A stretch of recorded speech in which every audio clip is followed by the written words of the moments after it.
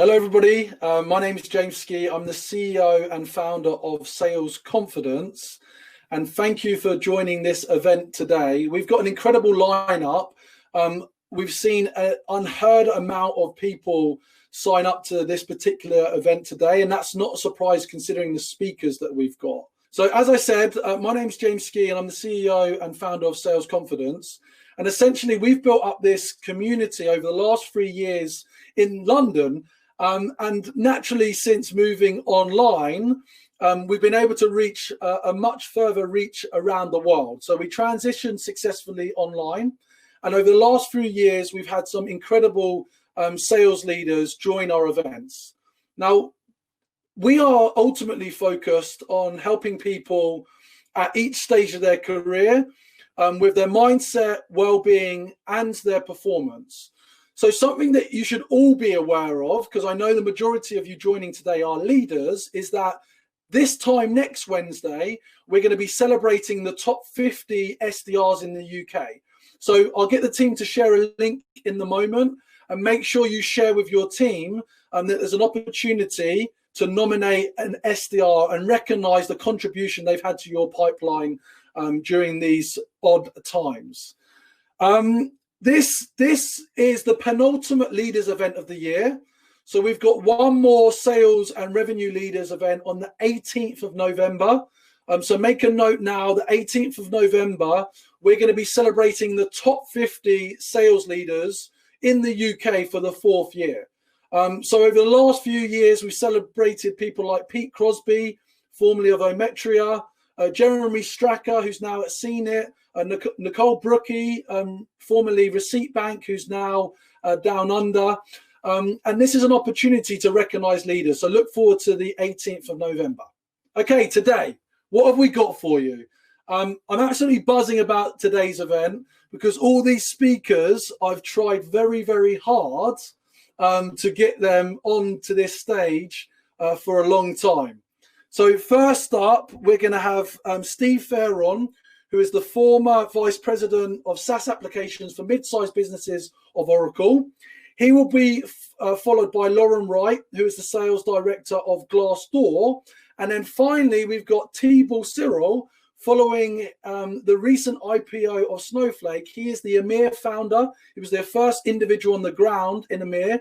And over the last almost 4 years has built up an incredibly exciting business. None of this would have been possible without our fantastic sponsors.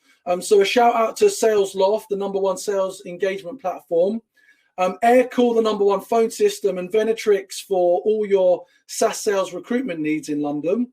And you can also check out Cognizant, Exactly, SalesWorks, Refract, SimilarWeb, and also Clary and Air Marketing. And Air Marketing support your outbound business development efforts. So in a moment, I'm going to invite you up to the stage, Steve.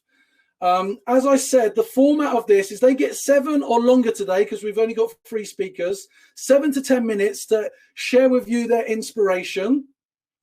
And then once each speaker has spoken, there'll be a panel opportunity at the end where you can all ask questions.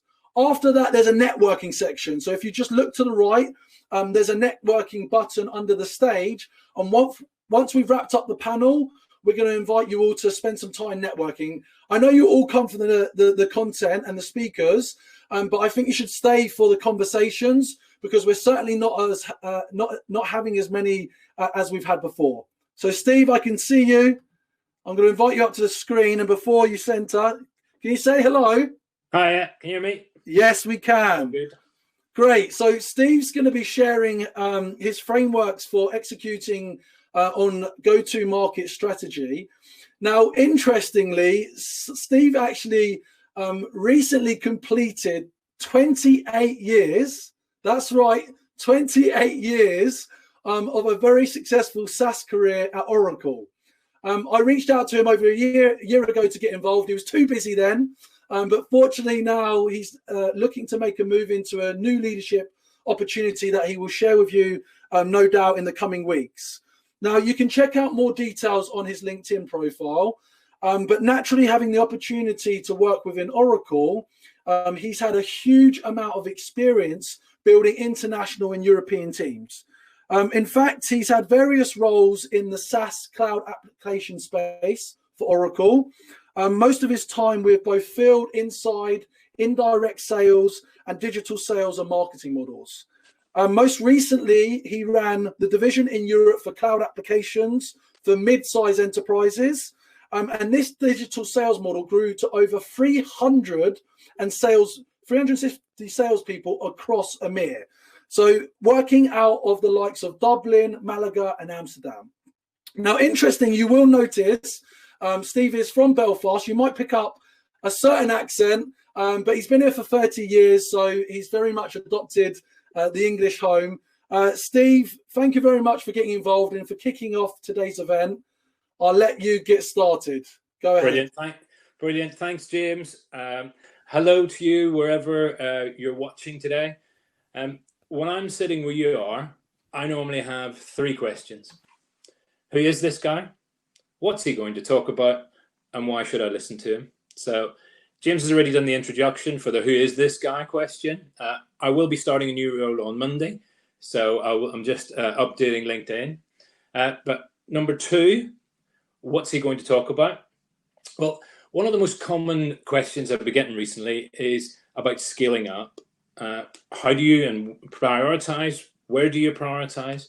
And how do you execute in a programmatic and structured way for growth? So there's many aspects to this. So in this sort of 7-minute slot, I'm going to focus on the TAM, total addressable market. And from there, I prioritize, segment, and execute. And then question number 3, why should you listen to me? Well, hopefully this is going to be interesting. It may be very obvious to some of you. It may be confirming stuff that you've already done. Hopefully there will be a nugget in there from what I'm saying, from my experience, that you can try out and help with your growth. So let me just get started and jump in. So I mentioned this 3-letter acronym, a TAM, T-A-M, total addressable market. That for me is normally the place of where to start. What is it and how do you do it? And a very simple mechanism is just to take a little simple table on it. So I take a table with your key products or propositions or services, whatever it is you're trying to sell or monetize. Take that on one side of the table, and across the top, just take the number, the segments that you want to sell into. That could be clearly a number of companies or organization in the B2B world. You can segment that by whatever is appropriate. It could be the geo, if you're going international. It could be a postcode. It could be by industry, whatever it is that's relevant for what you're doing. The source for that will come from your founders, the development guys, with the product managers, marketing, etc. But you're the sales leader. It's your job to take that into the sales execution world. So what you do, basically, from those propositions against the number of companies, you want to then take per proposition what I call the average churn, i.e. the churn is the percentage of those companies that may be in a market in the time frame you want to model. So let's say 5% of companies will be in the market looking for your having a problem that your solutions or services may provide. You also then take an average deal size. You could split that into small, medium, large deals, but take an average deal size. And then you also take a win rate. So then you multiply that out per role proposition. So your churn rate against the average deal size, against your win rate, against the number of companies. And that will give you the addressable market for those. Now, that will then help you to understand where your potentials are. There are different types of those TAMs. So you could be looking at it depending on your stage or complexity of the sales propositions you're running. That could be a net new, so where you want to take into the net new business. Then there'll also be ones for the install base. So for that install base, you're modeling then what could be the upsells and the cross sells within it. So having done that, that gives you a very simple view, a landscape of where you can identify your priorities. And you marry with that what you're being aware of what your quick wins or your medium term wins or your longer term, depending on the horizon you're doing. It's a very dynamic, and it's not a static piece of work.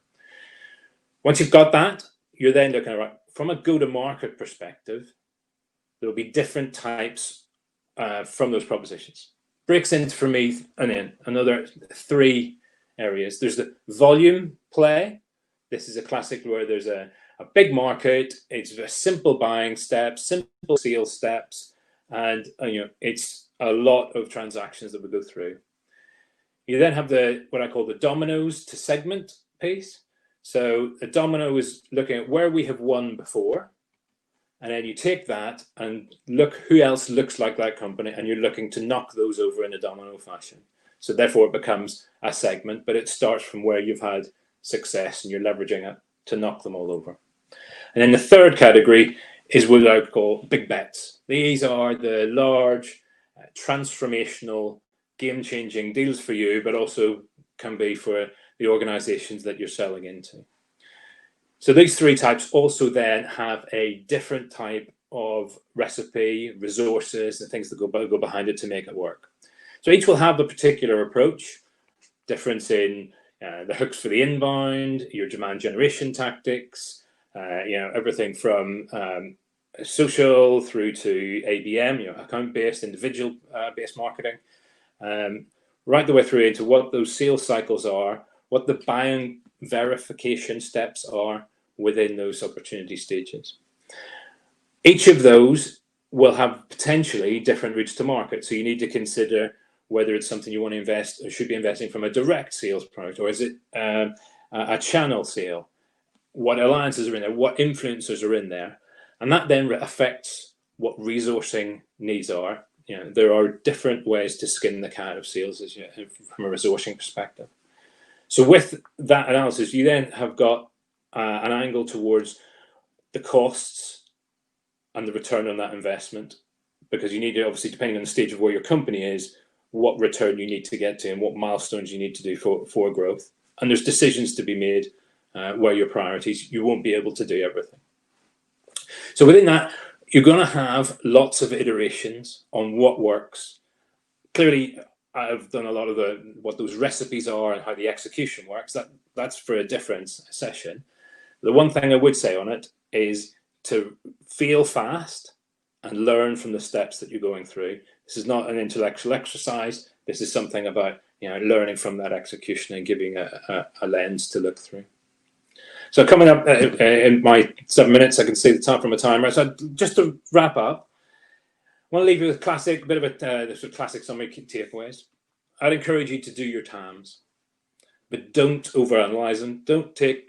These aren't massive PhD intellectual pieces of work.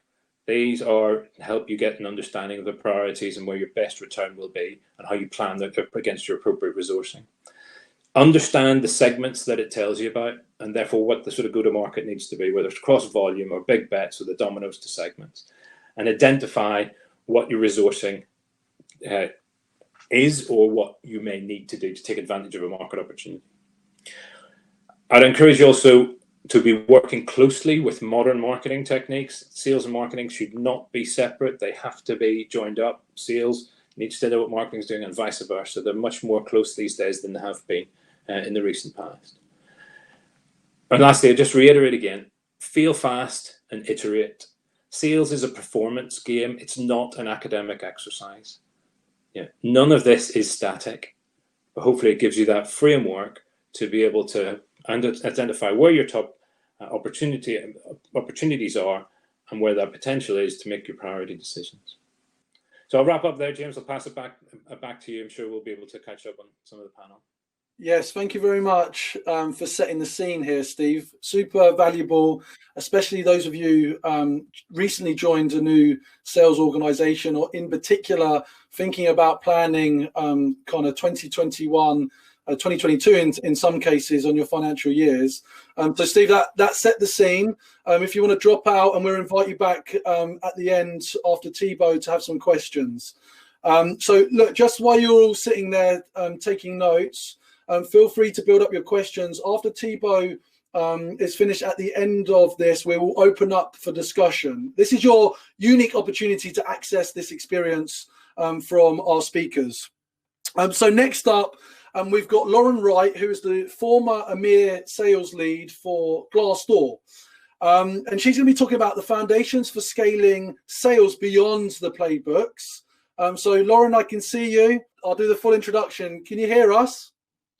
I can. We can hear you. Good. So we are live. I'm just going to provide a little bit more inspiration to set the scene before Lauren imparts her knowledge and insights. So in fact, she spent over 9 years building out the EMEA business for the UK and EMEA. And actually, she joined Glassdoor in 2011 and was among the very first 50 employees. So she got to navigate a hugely explosive growth period. And a result of having such an impact over in the US, and you will notice a tinge of an accent in a moment, she was able and motivated to come over into the UK and build out all of the European operations. In fact, when she landed here in 2015, over that period of growth from 2015 to now, she took the business to over 20 million annual recurring revenue. So it's a significant impact, and she was managing teams across London, Paris, Dublin, and Hamburg. And prior to this, she's had global sales roles across different industries in New York and California. Super excited that she set some time for this session. She flew back from France specifically for this, and looking forward to hearing your wisdom. Thank you, Lauren. Well, thank you, James. And no better way to spend a quarantine than a virtual event. Absolutely. So there you go. But as James mentioned, I spent the past 9 years at Glassdoor and currently transitioning to a new opportunity. And I had the great opportunity to join Glassdoor in its infancy, when the company was fewer than 50 people. And really no one had ever heard of Glassdoor. I actually have fond memories of sales calls where we were trying to get past the gatekeeper, and they truly thought we were trying to get their door fixed. And that was obviously an awkward sales narrative that we had to back out of. But over the years, we had many iterations of our sales narrative, and Glassdoor went a long way from there. But in the early days, to build our revenue teams, obviously building playbooks and investing in the right sales tech stack was really crucial to us getting to where we eventually went, both in the US and across EMEA. But I'm going to focus today on sort of the less tactical. Steve gave you very tactical, important nugget of information. I want to focus on sort of beneath the playbook, sort of the foundations that you need to actually execute on the playbooks and pioneer adoption of the playbooks. So those three things are: one, prioritizing for people; two, building sales culture within your culture; and then three, leading with authenticity. So that's a lot. So hopefully I can get through it in the next 7 or so minutes. I think we have a little bit of extra time. But let's start with prioritizing for people. So one of the early sort of mistakes that I made in hiring people is getting like really excited by a CV that had maybe someone who had X big tech experience, maybe had worked at Google. They came in, they were articulate, they had some charisma. I felt like they would really be able to knock doors down for me. And eventually, 6 months in, we were wondering why this person who maybe even had gone to President's Club at their previous employer, wasn't really successful at our organization. And they struggled getting sort of out of the gate fast. And part of that is because hiring for the right people, it really has to be backed into your sales motion. And if you're at a startup or a scale up, even that's vastly different than a large scaled company. So what I mean by sort of backing into your sales motion is figuring out what are the 2 or 3 really important characteristics that you need in someone who can sell your product and get it off the shelf quickly. So maybe you are selling a very transactional product, and you need somebody who's incredibly hungry, has amazing stamina, and can be relentless every day doing hundreds and hundreds of calls and demos. And maybe that's the right person for your organization. Or maybe you have a longer sales cycle and you need someone who has incredible patience and consultative approach, and that's a different kind of sales person. And maybe you're selling a product that is great, but in a very competitive space. So with the level playing field equal, you've got to have somebody who go on the field and win no matter what, and is really keen at negotiating and very smart on their feet. We ended up with a different challenge, which was that we were selling a product that didn't have necessarily allocated budget, and we were solving a problem that our customer didn't necessarily know that they had, but they needed to solve yesterday. So this was a certain kind of sales prototype, I'd say. And I'm not trying to say that you should hire all the same people. I just mean choose those 3 to 4 non-negotiables that will help you sell your product, and then hire and build diversity around the nice to haves, like domain experience, like general gender diversity, ethnic diversity, socioeconomic backgrounds, strength players who will help build up your team. And that will help you build a really good foundational team that will sell quickly.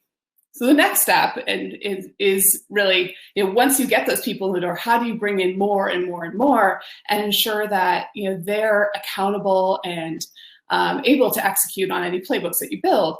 And one of the ways that Glassdoor was able to do that is by building sales culture within your company culture. So not relying on your company culture. Your company culture may be great, but building a sales culture within that, leveraging your company culture, and then identifying what are the values that you want your sales team to live and breathe every day.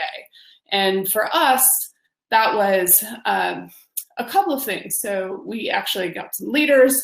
If you don't have tons of leaders in your organization, maybe just get people who aren't necessarily managers, but leaders within your organization into an offsite where you can sort of brainstorm and figure out what is it that will make this organization culture really live and breathe and scale quickly. And for us, it was growth. So we needed people to have a growth mindset across the board, from leaders all the way to individual contributors. We needed everyone to be coachable. Results, not just hitting quota results, but also just doing the extra 10 calls, going the extra mile. Integrity, doing the right thing. We live in a high pressure sales environment.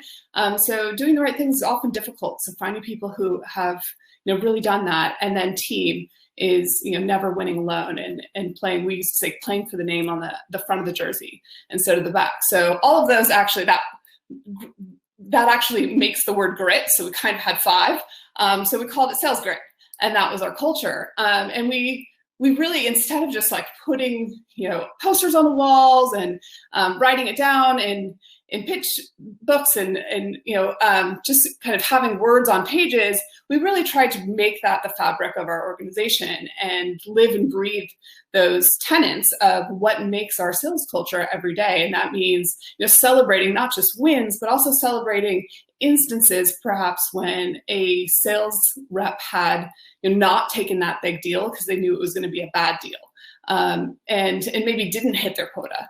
But we wanted to celebrate that because that was the right thing to do. So really, helping create a culture where your teams actually end up making each one accountable for that culture, and accountable to results, and accountable to team.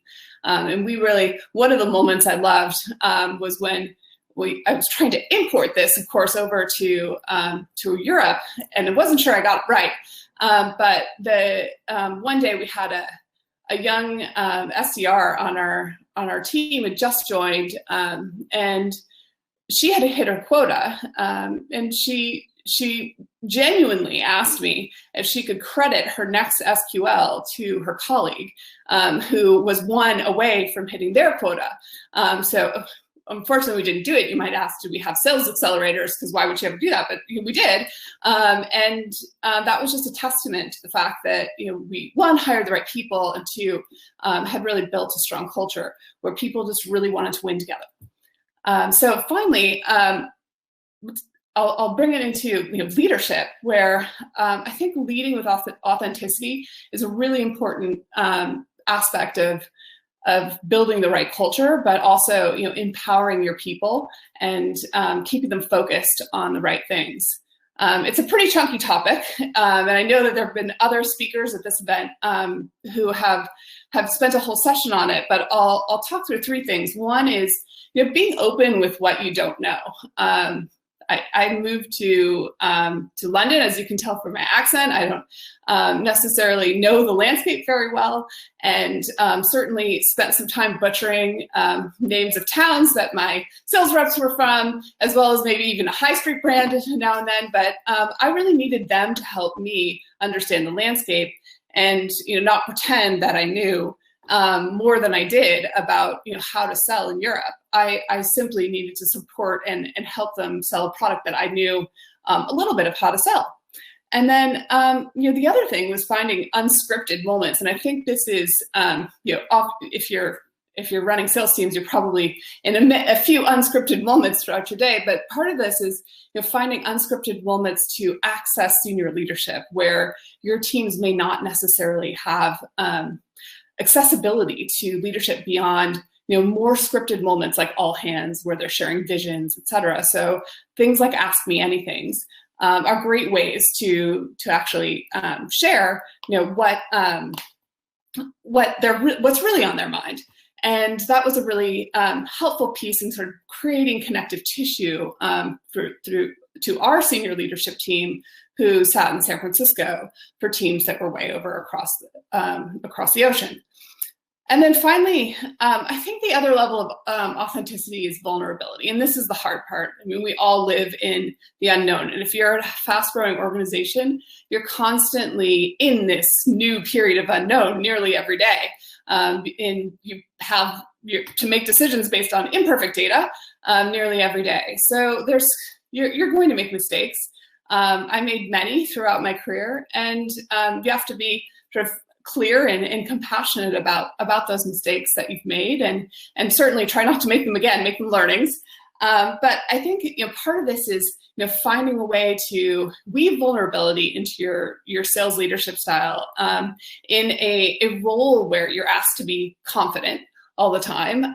In fact, we're on a conference called Sales Confidence, but so it's not natural, right, to have vulnerability, but it's a really important part of, I think, the trickle down, which is once you lead with vulnerability, once you lead with authenticity, it brings authenticity in your people. And then your people come to work feeling like their true selves. And they're able to execute playbooks without acting like robots and acting like themselves. And that actually breeds confidence. So it kind of comes full circle. So just to bring this home, so three things that I think beneath the playbooks will help you execute playbooks and pioneer execution across scale teams of playbooks. One is prioritizing for your people, figuring out the right frameworks and rubric for interviewing and hiring the right people, building a sales culture within your culture, and thirdly, leading with authenticity. Awesome. At this stage, Lauren, there usually be a crowd of hundreds of people, a round of applause. So this is it. Thank you very much for sharing your insights. We're going to invite you back at the end for the panel discussion. So if you want to just click the leave button, I'm going to introduce Thibaut. Thank you very much. So our final speaker today, I mean, this is pretty unique and timely. It's often very difficult to get hold of a sales leader like Thibaut off the back of a recent IPO.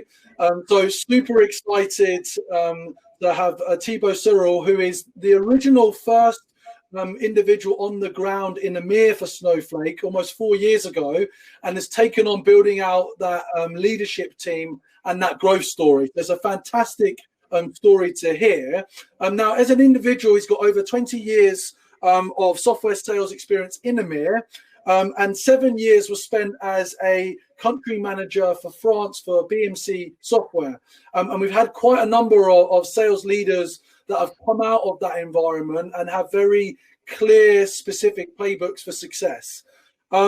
He spent 4 years of the VP of EMEA for Bazaar Voice, and then through some good timing and some sensible planning, I'm guessing, was able to land this incredible opportunity at Snowflake almost 4 years ago, and is built now an incredible organization across EMEA. So really excited to hear that journey, Thibaut. I'm going to leave you to take as long as you need to share the story. Okay, thank you, James. Do you hear me well? Yes, you're loud and clear. Okay, perfect. Thank you. So I will try to stick to the 7 minutes, but I'm French, so we are not very good at keeping the time. So, but I will do my best. So, James, thank you for inviting me to this podcast. So you introduced me quickly. So working in IT software for 20 years, 12 years as a manager and leader in several organizations. So as James mentioned, I started Snowflake in Europe around March 2017. 4 years ago, when I was leading EMEA for Bazaar Voice, so Bazaar Voice is working on digital marketing, so far from IT, I was ready for a change, and I was thinking what was missing to my profile. And what was missing was really to build and scale from scratch an organization and a culture. And Lauren, I think, touched base a lot about this. It was very interesting to hear that in EMEA. So basically in 3 years, and I will go into details. So I started first alone in a very small office, very, very early stage. We were 4 in the UK. So I live in the UK for 6 years now. We went from 0 to 700 customers in 3 years, 0 to 300 people in Europe in this same period. I opened 14 different countries where we have offices and team, and also we build up a partner ecosystem from 0 to 180 partners that help Snowflake to operate in 21 countries. So when James asked me, okay, what do you want to share, and he wanted me to share probably more things around the story, and because of the audience, I will try to relate this story around 4 phases. So the first one is the choice, because for people in this call, maybe some people are considering of starting a business from 0, and what made me do this choice for Snowflake. After that, I will talk about the start, the growth, the scale, and I will try to finish with things I always keep in mind. So the first piece is the choice, what I call the Holy Grail quest. And as sales leaders, we all look for the best company, the best outcome, the best future for us and our family. And it's almost a quest to find a proper one. So every time in my career, I always paid attention to the different choices I did to have a comprehensive explanation of all the different choices. And by the way, this is a question I always ask during interview, to understand why those people make those choices during their career, because it helps a lot to understand profile and the character of different people. So I knew I wanted to start from 0 and building a culture, which was very important, specifically right now, and building a team that I will choose. So the first advice I can give is you need to build, and all along your career, your results will speak for you, but you need to activate your network because if it's coming from a recommendation, it's way easier. So I activate my network. I was lucky enough to be followed by one of the best sales leaders I met in my career, John McMahon. And John was sitting at a board of a different company, and including Snowflake. And he introduced me to Chris Degnan, who was the CRO of Snowflake. So before choosing, so I had several opportunities at this period of time, and I tried to define the criteria of choosing the right company. So the first things I wanted to do was, I love marketing, but this is not where you have all the money of companies right now compared to software on IT. And the first thing I was looking for was a disruptive move to cloud. So I was looking at Salesforce, I was looking at Workday, I was looking at ServiceNow, what they did. So replacing legacy technology and the move to cloud, I was looking for companies like that. The second piece was a unique solution and address an existing pain and see something, advice that I received one day saying, it's very difficult to start up a brand new business where nobody has a pain or a problem. So if you can't necessarily solve a problem, it's quite difficult to sell something, and invent a market is way more difficult. The third topic was around execs who were leading the company, so the CEO, the CMO, and the CRO plus the founders. So it was a key point for me. The total addressable market, and Steve talked about this in introduction. It's extremely important to have this in mind of what will be the addressable market. The culture, we talk about it, but also the independence of EMEA, because I was ready to start a business, and I wanted to make sure that if I was starting this, I will have independence on the choices that I could make. And the last point for people who are doing that, you need to be ready for it, and you need to be ready with your family. And why I'm saying that? Because it was the last 4 years, I think I spent almost 45% of my time out of my home.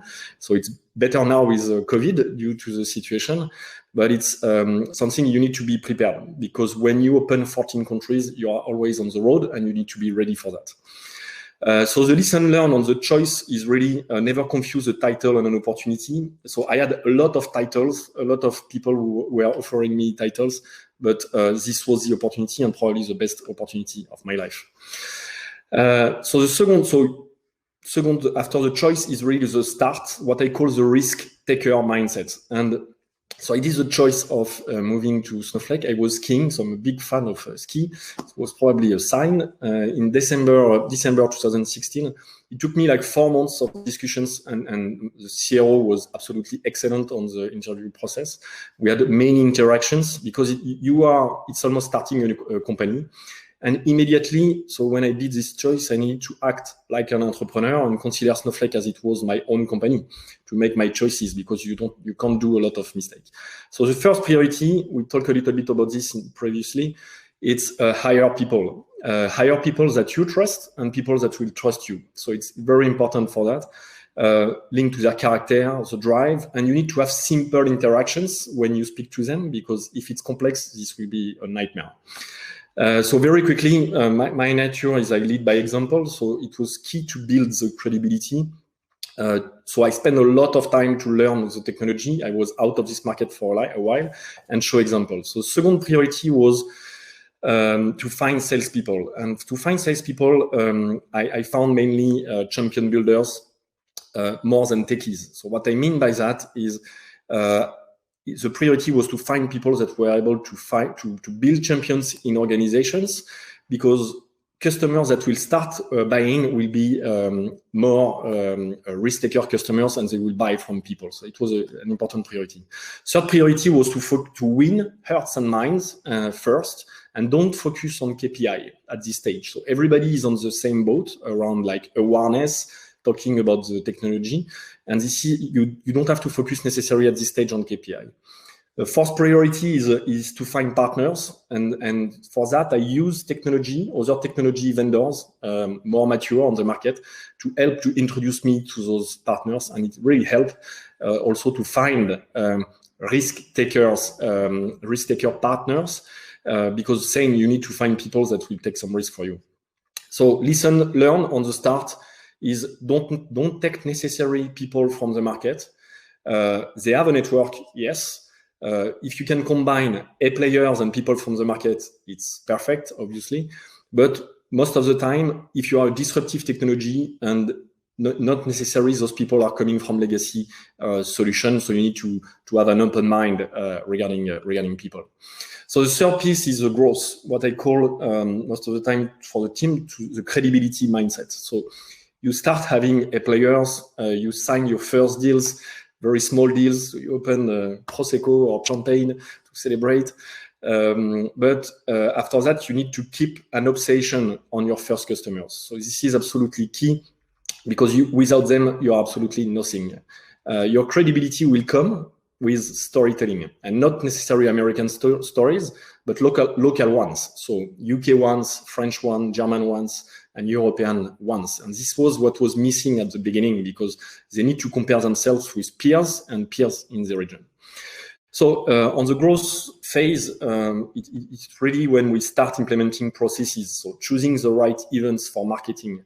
It's very difficult to find the right events, but we had a very strong marketing team that helped us to qualify who were the best event we could attend. Second one was to implement the sales methodology. So a lot of people, I think, on this call are using Medic. So I'm working with this for 15 years. I never saw something better than that. And no excuse using that. It was the methodology used, led by the front. Every managers were involved on sales campaign and experts on Medic. So we started in the UK. After that, we expanded to other markets. So we worked with sales ops in the US, but if you don't have sales ops, you need to define criteria. A little bit what Steve talked about the total addressable market, but define criteria of going to a specific country. So what is the competitive landscape? What is the cloud maturity? In our case, what is the total addressable market? And this period, we changed to it was like a machine to hire. So we decided to have 300 headhunters in 4 different regions, and we work by exclusivity with those 3 to hire a lot of guys. So we went from 0 to 300 people in 3 years. So we needed to have proper headhunters. And why we work by exclusivity with them? It's literally like real estate. If you want to buy a house, if you look online and if you have a house that is on like 10, 12 different real estate agencies, there is a red flag. And we keep in mind like what is rare is expensive. So I always give this mantra to the team and really to select the right headhunters. And it took us time, but it was really a machine to hire that we had. So lesson learned on the growth is for one country, I started without a leader or a potential leader, and it was a mistake. So it means that we started with sales and some pre-sales, but without somebody that could lead this country. And this country was the least performing until we hire now a leader a couple of months ago, and now it's starting really. So on the growth, don't make sure to do all the right choices. So the last one, and to finish on, is the scale, what I call the leader mindset. So we started having a lot of success stories in different countries, and this is the time where you need to convince also your team. I said that when I started, I said, guys, in a couple of years, we will become the solution de facto on the market. And when I started in the UK with a couple of risk taker sales guys, everybody was thinking we were selling ice cream instead of cloud data warehouse. But I already shared with them, like, guys, we'll be the solution de facto on the market. We need to have this in mind and we need to execute. So on the scale, it's really, you need to accelerate on sales excellence. So like territory planning and account planning and KPIs that you will monitor every week because quantity and quality matters. And you need to be consistent on development. So I'm doing myself a lot of development sessions, but also my leaders on technical and sales skills, which is absolutely key. And alignment also with all functions is just mandatory at this stage. So you can't remain stuck on sales. You need to be, you need to work with everybody and every department. And this is a time where you start to think about verticalization, also when you start to have segmentation between major and enterprise and corporate accounts. But on the scale, I remember when I met the first time our CEO, Frank Slootman, our existing CEO, because when I've been hired, it was Bob Muglia. But when I met Frank Slootman the first time, he told me, focus on the input and not the output, because it will come naturally. If your input is good, the results will come by nature. On the scale mindset, and it's very important. So not all people excel at all levels in the team, and it's life of companies, and you need to be prepared, and you need to be aware because this could apply to you. And honestly, it's fine. Very important to know your strengths, and you need to be honest with your limits. So I'm completely out of time, but just to finish, a couple of things that I always keep in mind, very important, that help to build the culture that we have now in Snowflake. The first one is respect and integrity, always with people from all departments. more than ever.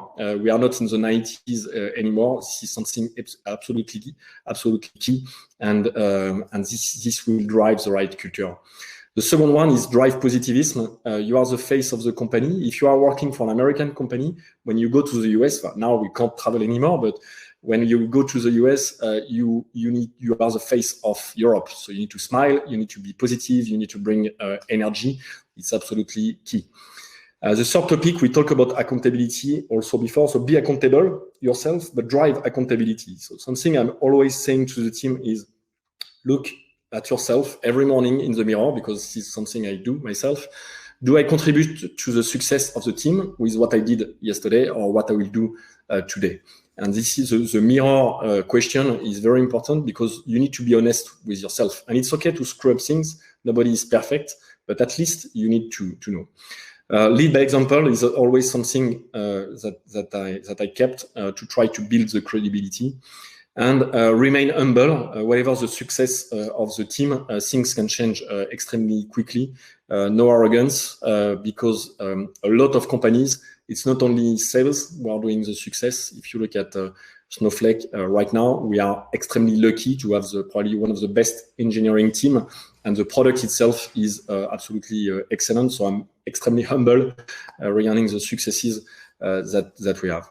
And just to finish, last advice that I heard quite recently from the daughter of Richard Branson, and she was talking about her father, and she was saying one of the best qualities that Richard Branson has is it's be there. So what does it mean? It means that when he's with customers, when he's with team, when he's with candidates, when he's with HR or other, he's there. And he's not, we are so much, especially right now when we are in Zoom, it's so difficult to not be there, not be completely active, listening to the others. And this is something that resonates a lot and helped me a lot.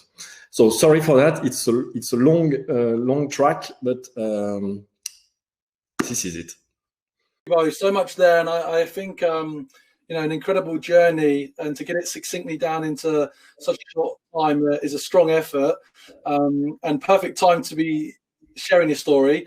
So we're going to invite Steve and Lauren, if you just want to come back onto the screen, and if you can start preparing your questions, and we can start asking the panelists what you would like to know. Welcome back, Lauren. Thank you. And Steve, I'm just adding you on. So I'm going to kick off with a couple of questions, and that's the beauty of putting this together. Just curious, each of you have worked at the earliest of stages in EMEA for US-based companies, and in those early days, Thibaut, you talked about being in that office with just 4 people. Lauren, you would have had a couple of people around you. How do you maintain and communicate back to HQ? Like, what is the cadence of communication? Like, how are you nurturing those relationships? How do you ensure that you're getting the resources that you need? But also, my other question is, if it's not going well, do you look for mentors outside, or are you being open and honest back to HQ? Who's going to pick that up? Thibaut, you're nodding. Yeah, if you want, yeah, no problem. Go on then. Yeah. So it's so so I'm working. So Snowflake's the headquarter is in San Francisco. So what does it mean? When we started, when they wake up, it was like 4 p.m. for us, or 3 p.m. So I'm not a very so what was Chris was saying at the beginning. I'm quite low maintenance, so I try to take ownership as much as I can. So in terms of cadence, each time I needed something, and we were small enough, I was calling them, but I try to do a lot of things ourselves. And so you need to be extremely structured on the way you are using execs, for example. So we build up some documents where, when we needed to involve people from the US, clearly stating the goal and objectives and what we expect from them. So everything was quite prepared. It's not easy to work with such a time difference, but if people trust you, it's working quite well. So I honestly, I was quite autonomous at the beginning, and they trust me, and I trust them. But it's not the case all the time. And to your question, when things are difficult, so I never keep myself like shit under the carpet, as we can say. So if I feel there is, you can ask constant feedback. So this is very important to ask constant feedback from the team and also from your peers and also from the management. So this is what I was doing to avoid problems. Awesome. Anybody, Lauren, have you got something to add? Sure. I shared some of the similar pains kind of with time zone differences. So I used to call it prime time, where you had like this certain period of time where you could only, have meetings with your US counterparts. But in the early days, I mean, we had a lot of our support teams still out of the US. We even leaned on SDRs who were supporting us out of the US. It wasn't the greatest thing, but it just had how we had to operate in the first year. And so we were, constantly, in communication with those teams and leaders. And, for me, I was on a plane probably once a quarter, if not more than that, going back. And, I think it's important to be visible and also be forthcoming with some of the challenges. One of the things I learned is that I was, in charge of sales, but a lot of things sort of all roads kind of led to me at some point in time in our early stages before we had a lot of structure and had built out more infrastructure in Dublin. So we didn't have sales operations. So people were often leaning on me, and I needed to, I learned over time that I had to sort of ask for help more and be be comfortable with that instead of trying to figure out all the answers myself. And so I had to constantly be asking my counterparts in the US for help. Awesome. I'd probably add to that, because you mentioned that, James, on small companies, it doesn't go away in larger companies. It's the same thing, right? So I think I'd echo it. Okay, Oracle was a large company, but it's important that you have the network. So your peers in the US or Latin America or Singapore or whatever, before I would go on a Mark Hurd forecast call or a Charles Phillips forecast call, we'd done prep. We would compare notes with some of the others. And I've got a lot of those relationships to this day. And then development would also, or global marketing, they'd bring you in. As Thibaut said, the voice of EMEA. Yeah, it's important to smile. It's important to teach them what, we're from Europe, where all the history comes from. There's different cultures. It's not one country. It is all these different collection. It can sound a bit twee for some of them, but being part of it, following the direction, but also bringing the flavor to it.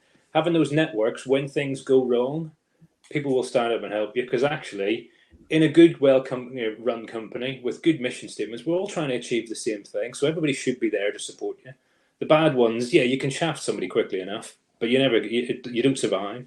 So that supportive network, it really makes point. And Thibaut mentioned that point as well. When you're talking about different departments, you don't just live in a sales world. Lauren mentioned their sales ops. Your sales ops roles is changing dramatically. They're not just pulling together some reports. These are business thinking people. You have people to lean on that can give you advice, whether it's your HR business partner or your finance or whatever. That network itself allows you to survive, because you can make mistakes, but people know your heart's in the right place, or you're trying to do it, or you acted on the right input. It doesn't go away in a larger company. That network is important. Great. Each of you talked about the importance of bringing on board the right people and developing the right culture. Outside of that, there's a couple of questions that have been flying around in terms of the development of those people. So sales methodologies, just from a perspective, is this something that you had to adopt? So Lauren and Thibaut, did you embrace and bring over what was already working, or did you set to a certain methodology? And then is there an expectation that new people into the organization should have experience working within a certain methodology playbook environment, or are you willing to teach and train them? And then what does it take from a training and development perspective to actually continue developing those people? Lauren, do you want to answer first? Sure, I'll try to answer this one. So I mean, one of the things you try to balance is like scaling an organization. So you don't want to reinvent a process that works. However, as Steve mentioned, Europe is different than the States, and there's a long history. And you've got to figure out what works in what market. You know, do you have a product market fit problem because things just operate, the value is different perhaps, or maybe the product just isn't ready yet. So that might change your sales motion slightly. So you kind of go through this period where you import as much as you can, but then you nuance it and be locally responsive. So that was really important to kind of figure out the strategic side of it, and then enabling your people. We actually brought over sort of a land team when we started. I guess I was the land team initially, and then we brought over a few more people in Dublin, both leaders and individual contributors, to kind of bring the tribal knowledge down and help kind of scale the business. And that was really good to both bring culture, knowledge, and help kind of figure out how to make it work in Europe. Thibaut? Yeah. So to add on top, so I'm super focused on sales methodology. So I work for 15 years now with Medic. So as I said, I think I never saw something better than that. Probably they are, but I'm used to that. So the first thing very important is sales methodology work if you live it, embrace it, but not enforce it. So the problem that I saw in many organizations is people who are taking by the books, like the sales methodology, but they never live in real life. What does it mean to do an end-to-end process using the different steps? And if you don't have this experience, so I experienced this myself on many deals, and I was still doing that also after, it's extremely important because you build your credibility. So the team will never follow you if they don't understand that you apply this yourself. So second point, very important, is developing people. So constant development of people. So we did a lot of so Medic, which is the sales methodology, but after that, champion building, how to build champions, who are the sponsors, so the people with power and influence in organizations, how I get access to the economic buyer or get high into accounts, how I pinpoint to find a pain, and how I can make sure also I have like power-based setting. And this is extremely important to keep these consistent development sessions that if you teach only technical skills, this is difficult. Sales skills, whatever the age of or maturity of people, you can still learn. I'm learning a lot, honestly, but you need to keep this learning motion. And something important is to have people coachable to receive that. But sales methodology is you can't deviate from that. As soon as you decide, you need to apply it, and because it works, basically. What's the approach over at Oracle, Steve? You're on mute. Well, it's very similar to what the guys just said. No, it's okay. Go ahead. Can you hear me? Yep. So very similar to what the other guys have said. We had Informentis, which I think the key thing I'd say, when both Lauren and Thibaut also talked about hiring different things. You can hire that big hitter expensive person, but you're also going to bring in some of the less experienced engineering, and you're going to have a nice diversity and balance of the team. That's a change in the experience and tenure.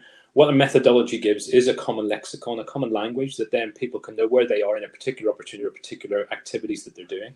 One of the things I focused on the most was probably, the leader has to be the teacher, the supporter, the challenger, leading by example. It's not just some spreadsheet manager in the distance. You have to be, constantly out there and coaching. And I think lesser experienced salespeople would jump in on product. They want to just tell you what their product is and not being curious enough. It's actually about trying to teach them to understand what's in it for the buyer, what's in it for them, and being curious enough to figure out why their lives are going to change and facilitating that journey. And the methodologies and the questioning techniques, the guides that can go around that are all there to support that. I like Informentis, but my three questions, my goal guys from our goal room were, so what, who cares, what's in it for them? 3 questions that you can get very quickly into the heart of an opportunity. Great. So there's a question here, a good question here from David Cherry about starting from scratch in Europe. Now, obviously, you go and win the opportunity to be the leader, and there's a huge amount of expectation on the revenue contribution. You've done the research, you've worked out the TAM, but there must be gaps in the early days on what you actually can deliver in terms of revenue. So, like, what do you prioritize in terms of those early stages? So, yes, you've got to hit a revenue objective, but what are those other key objectives? I think the question is around those other milestones that you need to demonstrate you're achieving, to demonstrate, you know, you're building towards those longer term goals. Because can you get the revenue right straight away? Thibaut, I'll start with you. Yeah. So no, it's a good remark. So a little bit like what I was saying. So during the start, you don't have to focus on KPI for your team, because it's everything around awareness, and you don't have to focus on revenue first thing. So the initial phase. So also you need to have open discussions with the US and saying, okay, at the beginning, I need to build the foundations, and the foundations is not revenue straight, or you will do mistakes. So the foundations are people that are ramped up and they are able to sell the technology and really good on the messaging. And you need to build your ecosystem. So using also with partners. And after that, you need to start doing pipeline generation. So there was no expectations. So what I like also with, and they were very smart when in Snowflake on this, we didn't have any pressure on revenue at the beginning. What we were saying, it was really like, guys, we need a land and expand strategy. Whatever the size of deals, you need to be there. And we started to do a pipeline generation machine, not thinking about the big deals initially. If you do that, you can fail.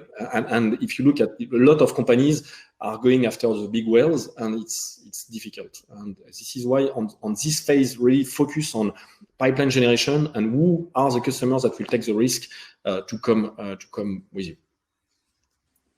Great. Steve, got something to add? Similar. I think there was a similar question from Jen Conrad on the text about where do you start. I agree. You know, big bets, those larger ones, they're important for the health of the business, but they take much longer. Volume has to be a really strong execution engine to make it work. I think the key thing is, where have you had some success? Whether it's states coming across, whether it's your first customer, that domino to segment is the key thing, and get some sales under the belt. You've got, you know, exactly as Thibaut said, the land and expand is key. And you could drown yourself in the intellectual exercise of planning. You've actually just, depending where you are, you've got to get started. I think when I set up the Oracle Digital Engine in Oracle, when we started the CRM Demand, there's some core people that you know in your network and you bring in. I think you have to start arguably being that first line manager, but you also have a view that you need to replace yourself in that to get yourself going into the future. So an eye on the future, but knowing you have to live in particular shorter term time horizons. And as you as a leader, setting where you want to be in that is important to communicate around with everybody. Fantastic. Lauren, anything to add? Yeah, well, I would agree with all of these. And I think the only other thing is just to really identify friction points early on. So where are you getting objections and how can you resolve those objections? So, you know, whether it's building a land and expand business because you can't get the big accounts to suddenly buy, you know, the size of deal that your model says your ASP should be. You know, how do you actually get there? And maybe it's by using a proof of concept program, or, you know, some other challenge that you have. But you have to kind of take a list and make all of the friction points. And sort of figure out how to solve them, and then also make another list of, you know, where are my levers for growth, and how do I get there? Maybe not today, but create a path. So it's really about, you know, accelerating revenue versus like hitting the plan. Yeah. Great. Well, listen, we're coming up on time for this panel discussion. Thank you very much for contributing today. So there will be recordings available for all the talks. In a moment, there will be an opportunity to speak one-to-one with the speakers in the networking section for the next 15 minutes or so. Look, this has been a unique opportunity to get such a range of experience. I just want to highlight that the final event of the year is on the 18th of November. We're also going to be announcing on the 18th of November the top 50 sales leaders in the UK, where we use various data endpoints, not just from volume and nominations, but also growth data and successes and reference points. So I'm looking forward to wrapping up the year with that event. Thank you again to each of the speakers. Really appreciate you sharing your contributions today. And we're going to wrap up this event now and head to the networking. So guys, this is the goodbye and the thank you for contributing. It's difficult to see all the responses, but if we can get some thank yous in the chats to all our speakers and a round of applause, and enjoy the rest of the afternoon. Thank you, guys. Thank you. Thank you. Thanks a lot. Thank you.